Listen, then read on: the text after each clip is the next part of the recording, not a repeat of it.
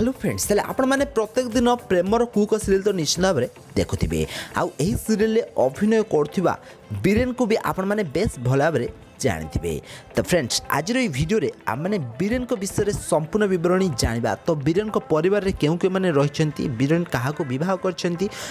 छड़ा से यही सीरियल कम करने छड़ा से आउ अन्य कौन बिजनेस करती काम करती जानापी वीडियो को पूरा शेष जाए देखूँ आ पूर्व जब चैनल को सब्सक्राइब करना सब्सक्राइब करनी पाखे आसुवा बेल आइकन को दबाई दिंतु। तो फ्रेंड्स प्रेमर कुहुक सीरियल गत दिन मानक आरंभ होइछि आउ एही सीरियल कहानी और एक्टर मानकर जबरदस्त अभिनय कारण सारा ओडिशार लोक मैंने बहुत कम दिन मध्य सीरियल को बहुत सारा भल पाइबा दे सारे।